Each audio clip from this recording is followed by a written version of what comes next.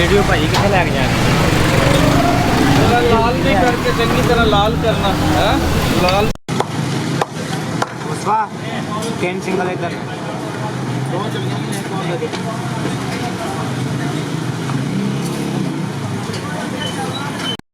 ठीक है पूरे हो गए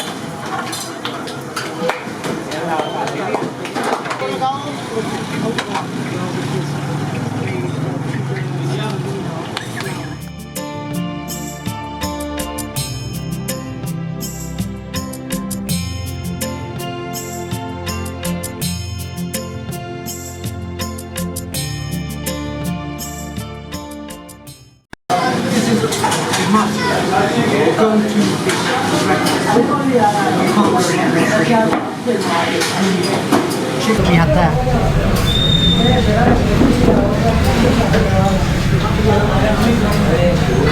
This is a must go-to dish for breakfast. You can't go wrong with chole pudding. The chickpea is being made well. A lot of spices in here, similar to the one at Mintu's in Amritsari. The puri as well is made to perfection. They cooked it in one go, and it tastes sublime.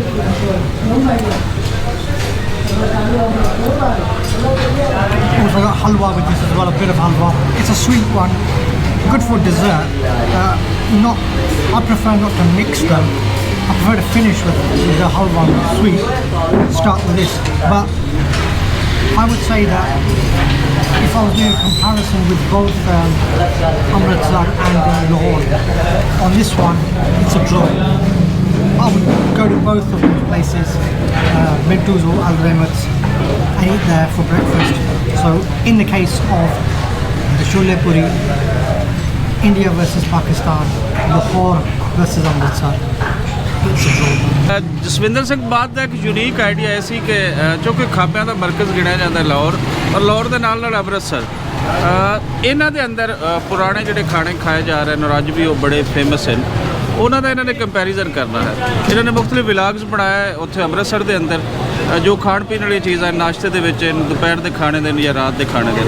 ਔਰ ਨਾਲ ਨਾਲੇ ਉਹ ਲਾਹੌਰ ਦੇ ਅੰਦਰ ਆਏ ਲਾਹੌਰ ਦੇ ਵਿਲਾਗਸ ਬਣਾ ਰਹੇ ਨੇ ਇਸ ਵੇਲੇ ਅਸੀਂ ਅਲ ਰਹਿਮਤ ਰੈਸਟੋਰੈਂਟ ਤੇ ਖੜੇ ਹਾਂ ਅਲ ਰਹਿਮਤ ਰੈਸਟੋਰੈਂਟ ਬਾਦਤ ਰੋਡ ਦੇ ਨਾਲ ਹੈ ਔਰ ਅਸੀਂ ਹਲਵਾ ਪੂੜੀ ਟੇਸਟ ਕੀਤੀ ਹੈ ਇਸ ਤੋਂ ਪਹਿਲੇ ਅਸੀਂ ਫੀਕੇ ਦੀ ਲੱਸੀ ਦੇ ਉੱਥੇ ਗਏ ਜਸਵਿੰਦਰ ਜੀ ਯੂਨੀਕ ਆਈਡੀਆ ਕਿਵੇਂ ਆਇਆ ਤੁਹਾਡੇ ਜ਼ਿਹਨ ਦੇ ਵਿੱਚ ਇਹ ਆਈਡੀਆ ਆਇਆ ਕਿਉਂਕਿ ਤੁਹਾਨੂੰ ਪਤਾ ਸੀਗਾ ਕਿ ਦੋ ਸ਼ਹਿਰ 'ਚ ਖਾਣਾ ਹੈ ਫਿਰ ਉਹ ਵੈਸੇ ਹੀ ਬਣ ਗਿਆ ਸੀਗਾ ਕਿ ਅਲੱਗ ਚੀਜ਼ ਕਰੀਏ ਤਾਂ ਮੈਂ ਕਿਤੇ ਦੇਖਿਆ ਨਹੀਂ ਸੀਗਾ ਕਦੇ ਕੋਈ ਕੰਪੈਰੀਜ਼ਨ ਕਿਸੇ ਨੇ ਕੀਤਾ